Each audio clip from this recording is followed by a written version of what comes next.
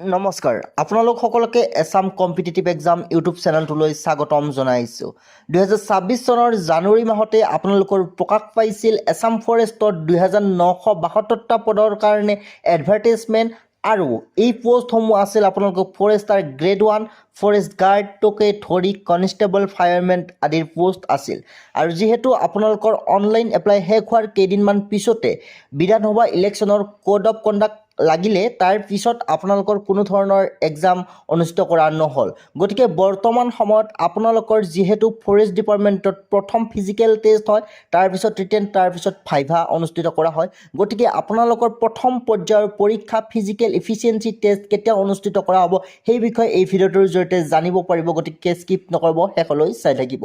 ইতিমধ্যে নতুন চৰকাৰ গঠন কৰা হ'ল আৰু 12 মে তাৰিখে হিমন্ত বিশ্ব শৰ্মা ডাঙৰীয়াদেৱে মুখ্যমন্ত্ৰী ৰূপে শপত গ্ৰহণ কৰিলে যদিও বৰ্তমানো কেবিনেট দপ্তৰসমূহ বিতৰণ কৰা হোৱা নাই অৰ্থাৎ বন মন্ত্ৰী কণী পাব তাৰ ওপৰত নিৰ্ভৰ কৰিব আপোনালোকৰ পৰীক্ষাৰ দিনসমূহ যিহেতু আপোনালোকৰ মে মাহ পৰ্যন্ত কেবিনেট দপ্তৰসমূহ বিতৰণ কৰা হ'ব তাৰ পিছত আপোনালোকৰ কোনোবা এজনে বন মন্ত্ৰী লাভ কৰিব আৰু তাৰ পিছত সেই মন্ত্ৰীজনৰ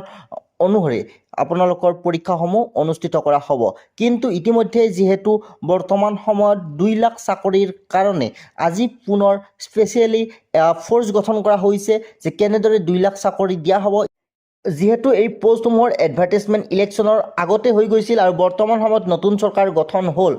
গতিকে ইয়াৰ পৰিপ্ৰেক্ষিতত যিখিনি কেণ্ডিডেটে বয়সৰ সময়সীমাৰ কাৰণে এপ্লাই কৰিব পৰা নাছিলে হয়তো তেওঁলোকক চান্স এটা দিব পাৰে পুনৰ এপ্লাই কৰাৰ কাৰণে গতিকে আপোনালোকৰ কি হয় দেখা যাব নতুন দিনত গতিকে আপোনালোকে অপেক্ষা কৰিব পাৰে 2-3 মাহৰ ভিতৰত আপোনালোকৰ এই পদসমূহৰ কাৰণে ফিজিকেল এফিচিয়েঞ্চি টেষ্ট অনুষ্ঠিত কৰা হ'ব অৰ্থাৎ আপোনালোকে জুলাই আগষ্ট মাহত অৰ্থাৎ দুৰ্গা পূজাৰ আগতে এই পদসমূহৰ কাৰণে যি ফিজিকেল এক্সামিনেশ্যন আপোনালোকৰ অনুষ্ঠিত কৰা হ'ব সম্ভাৱনা আছে গতিকে আপোনালোকৰ প্ৰিপাৰেশ্যনটো ভালদৰে এতিয়াৰ পৰাই চলাই নিব বুলি আমি আশা কৰিছোঁ ধন্যবাদ